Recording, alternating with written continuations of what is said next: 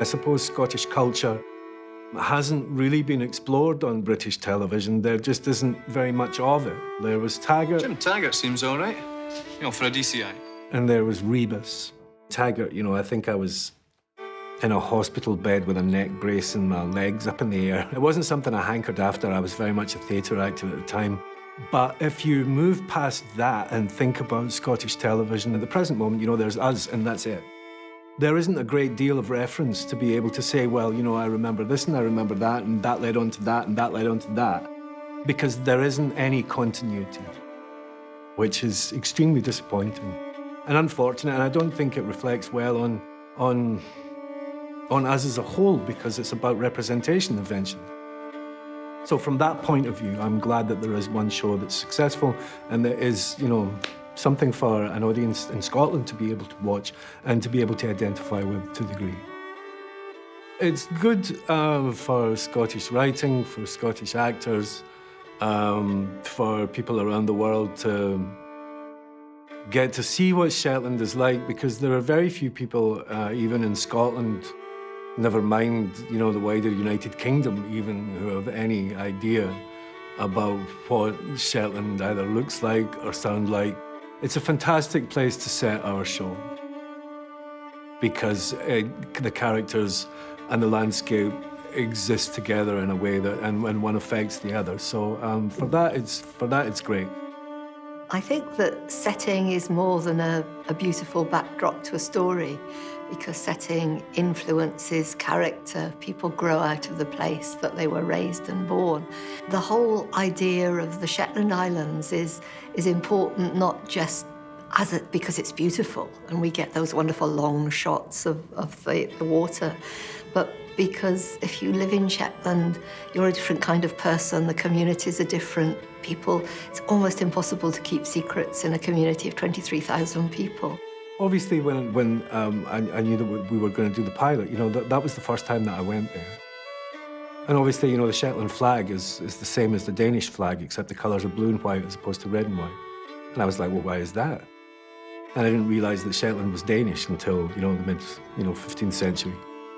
And then it was given as a dowry to Scotland, along with Orkney. So, you know, just these little details. And also, you know, there's... You know, you learn by your mistakes a lot. We used to have things like Cayley, which is, you know, a Gaelic word for a dance. But then you realise that there is no Gaelic. There's no Gaelic in Shetland. There's no history of Gaelic at all because it was Danish.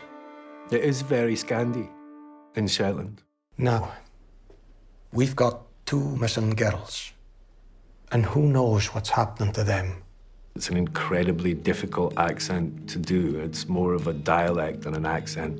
And the worst thing in the world would be listening to somebody doing an accent badly. So I decided just to settle for my own.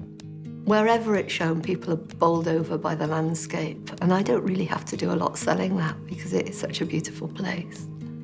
I think the landscape is very much a part of our show. It's very much a character in our show because it works as a counterbalance mostly to a murder inquiry, if you like, or finding something gruesome on a beach, or the idea that how could something like this happen in a place that looks like this. So it works very much as a counterbalance, and I think as far as Jimmy Perez is concerned, then I suppose that's what he's trying to protect, is, you know, this slightly idyllic idea of a naively romantic idea about what he thinks Shetland should be.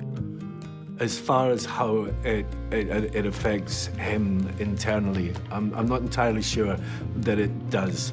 But I think as far as the writing is concerned, and I remember especially during the pilot, I think that the way Davy Kane writes is, you know, the pace was a lot gentler. You know, I mean, when you look at a lot of especially TV cop shows, you know, there's a lot of fast cutting, there's a lot of energy that, you know, and you know, I suppose to a degree it's not just cop shows, but in a lot of television these days there is this forced feel of energy and pace in order to try and keep people interested, because suddenly if you slow it down, people are you know, and a lot of the time execs get very nervous that people's attention span is just going to get lost because they're not going to watch that.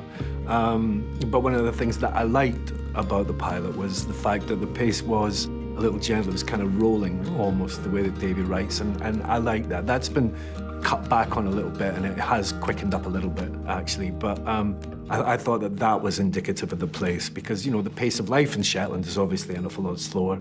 And so that should reflect in the way that people interact with one another and how long things take, you know, to get done in a place like that. We could all go out for dinner later if you want. Sure. Yeah, there's loads of great places around now. Not like in your day. It was all chips and cheese. Okay. I think the main difference between the character in the book and the way that I portray him is purely physical. You know, I'm not, I don't have black hair and I don't have olive skin and I don't have a kind of, you know, big hook nose. I mean, when I read the books, you know, I wasn't my idea of Jimmy Perez, never mind, you know, what, you know, other fans of the book would think, you know, obviously, but I think the character in the book and the character I play do have similarities, and I think they're the qualities of empathy and kindness mainly. I think, you know, and I think that's the point at which, you know, they're pretty similar, really. Although he doesn't look at all like my Jimmy Perez, and I know some viewers found that quite disturbing, that he wasn't dark-haired and olive skin. He looks very Scottish, and he looks very Viking as well, so that fits in fine with the Fair Isle and the Shetland background. But what he does is capture absolutely that character, that idea of strength but kindness. And I think the thing that attracted me to Jimmy Perez was that this was a policeman who was empathetic and kind. And I thought the idea of trying to make a policeman in, you know, the TV world, trying to make empathetic and kind be interesting was what was interesting to me to play around with. You know, that's what I wanted to explore, and that was the main thing that drew me toward it. What is it? Well, I'm trying to read this book. I see. It's not, I'm not doing too well. The way in which the character of Jimmy Perez has progressed over the 7 years that we've been making the show, certainly since the show changed its format from being 2 one-hour shows but running a whole story up in 2 hours and expanding that into 6, then it's given us a chance to explore the character's inner life a little bit more. And I suppose, you know, the fact that the man's still grieving after his wife died 10 years ago, and a kind of exploration of grief is how I would characterize Jimmy Perez. And I suppose that's gotten deeper over the years because we've had a chance to kind of look at it. You can't stay here. We have to move you to somewhere safe. As far as the peacoat's concerned, in the pilot, I think you know, it's always that way when you're trying to set up a character. It's like, you know, well, what did they wear? And you know, I had one of those kind of waxy barber jackets to wear, and there was, you know, a selection of jumpers, some that worked and some that didn't, and cords. And I remember having a pair of, you know, like kind of sensible shoes, but it just didn't seem like, you know, that's not going to be a kind of an image that you're really going to want of if this character is going to grow and be something, then that's not really going to be the one that you want to have photographs of. And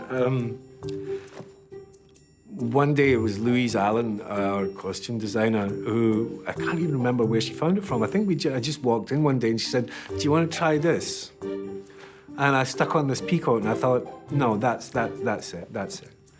And then we found a couple of pairs of good jeans and a pair of reasonably sturdy boots that would do, and that was us. We were off and running. And then my costume is the simplest thing in the world. It's a peacoat, jumpers, and a pair of jeans and a pair of boots, and that's it.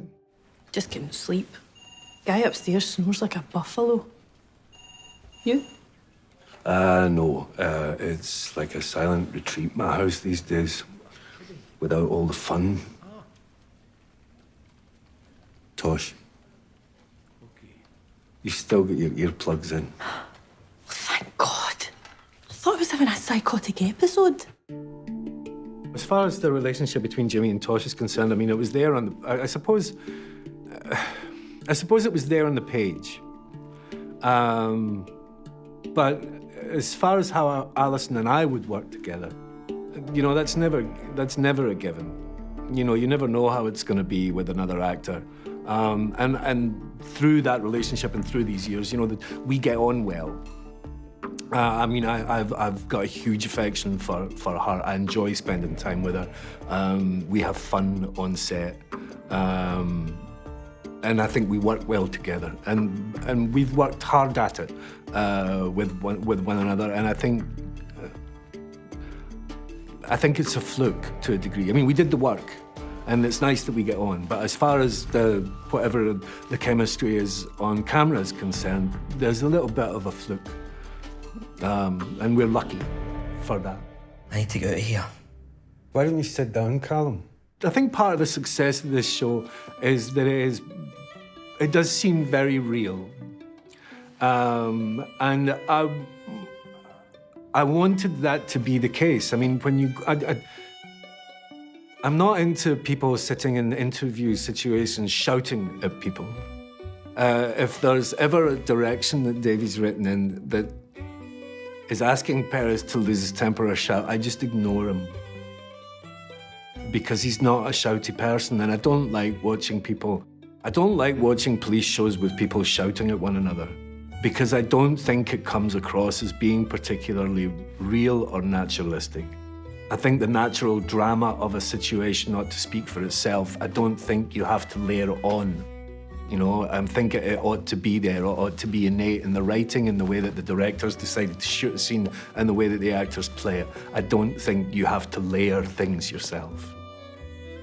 And I think that has become a kind of template for our show, and that always trickles down. So if we have a bit of a style on our show, and so everybody who comes in kind of adapts to our style. And we've been very lucky because the quality of actors that we've had on our show coming in to guest is mind-blowing. You know, we've got some world-class actors come to our show.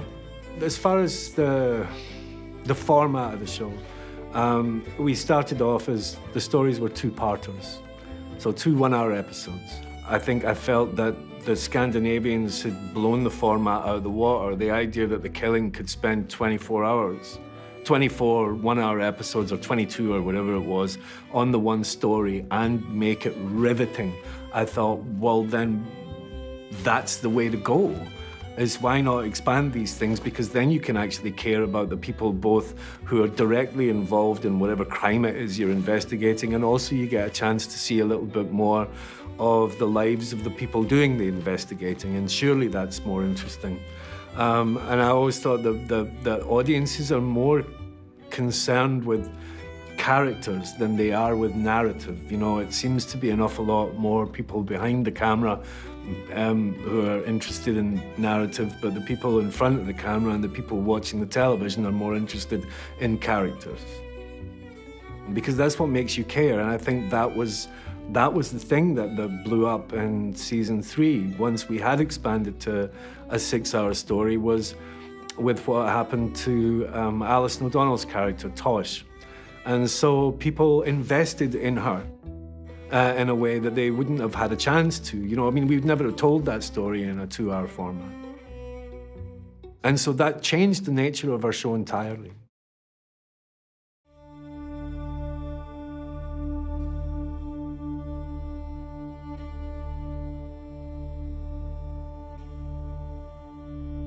People trafficking is a worldwide problem, and the notion that that happens in our towns and villages, in the countryside, or in coastal places, or in places that seem like they ought to be idyllic,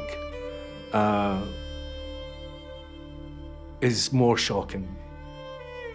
And I think that's what we're going to be exploring a little bit more in this season of Shetland. Also, the idea of, if you're not necessarily the biological father of someone, does that mean that you're less of a parent than somebody who is biologically their parent? There's a little bit of that gets explored, the difference between, you know, nature and nurture, if you like. And also there's the possibilities of a little romance maybe in this season.